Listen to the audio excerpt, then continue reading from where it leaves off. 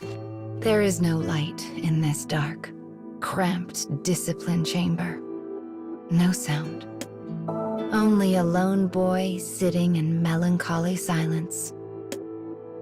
Time and again, he has disobeyed the military's rules and substituted his own judgment for theirs.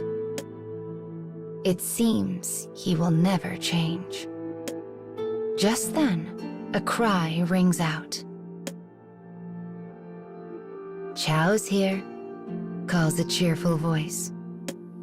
It is his comrade from the squadron, bearing both a steaming dish of food and an innocent smile.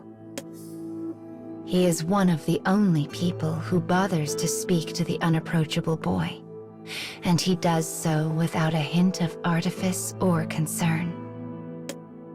The food-bearing soldier is honest, bright, and beloved by the rest of his squad mates, which is likely why he'd been assigned to monitor the discipline chamber. "Good to see you again," he says. "But golly, I sure hope this war ends soon. In fact, if I had one wish, it would be to bring peace to the entire world." The soldier's eyes glimmer as he talks. The boy responds with an uninterested grunt. What a stupid thing to say, he thinks. This world will never know peace. It's a fool's thought.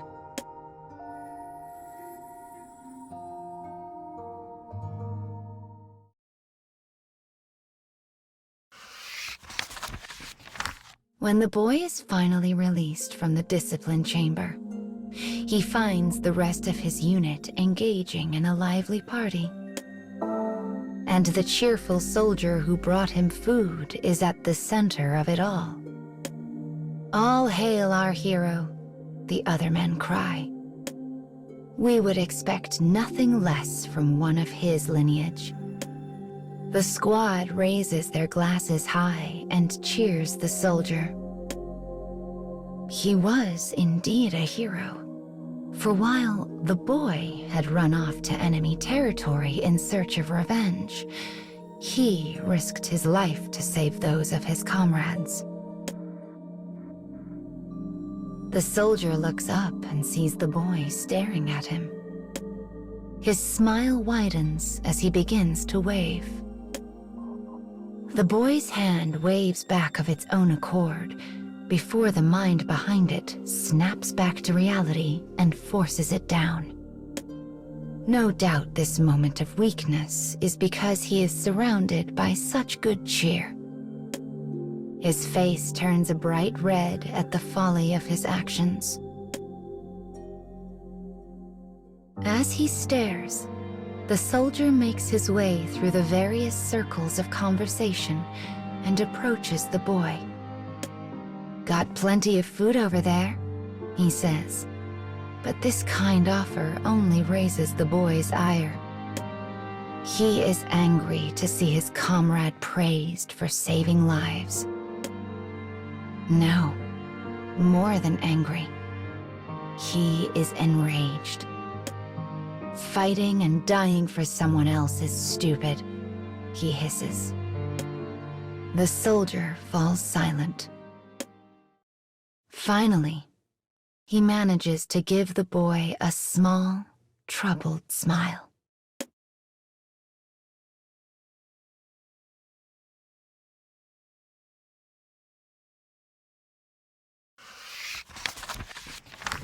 The boy is surrounded by enemies in the middle of a torrential downpour. Again, he has abandoned his orders and his squad mates and chosen to attack on his own. The sound and fury of the rain play to the strengths of the surrounding enemy, for he can only make out dim shadows in the dark. His foes tense, preparing to strike. But then... "I've got you." The friendly soldier appears at his back, weapon in hand. The boy's fighting spirit suddenly blazes in his eyes. For the first time in their existence, the two fight with and for each other. Their enemies falter in the face of this furious attack, and soon abandon the fight altogether and flee into the dark. Proud of their victory, the boy breaks out into a sharp grin and turns to his companion, only to have a gout of red splash across his face. The other soldier has been pierced by a single bullet. Blood flows from the wound, mingling with the rain before painting the earth. Pale and shaking, the soldier slumps to the ground. "Why? Why did you help me?" the boy asks.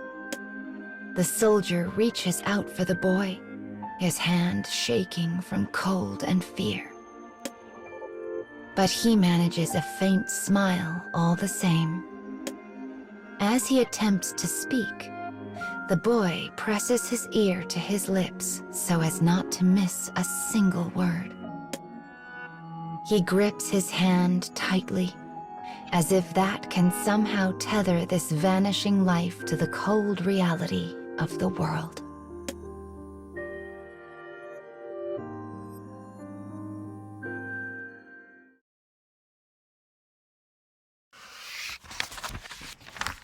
Days have passed since the operation's end. Uncountable people have come to pay their respects to the fallen soldier. Some knelt, many wept, but all spoke of him in the most glowing of terms. I once saw him save a dozen civilians from certain death. He saved my life, as well as my whole squad. He was a hero who lived up to his family's name.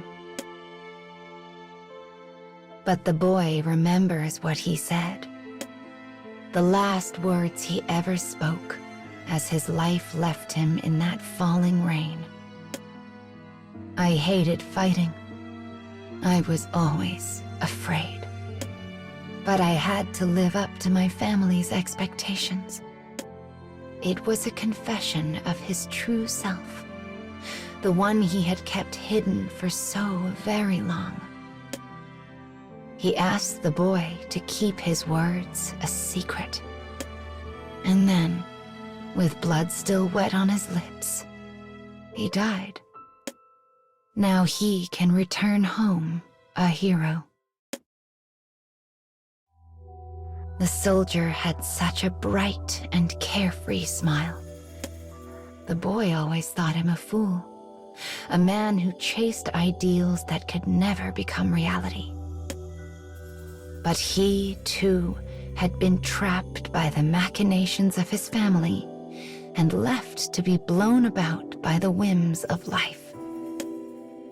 Thinking of this, the boy closes his eyes, mourning the soldier as he stands motionless behind his newly dug grave.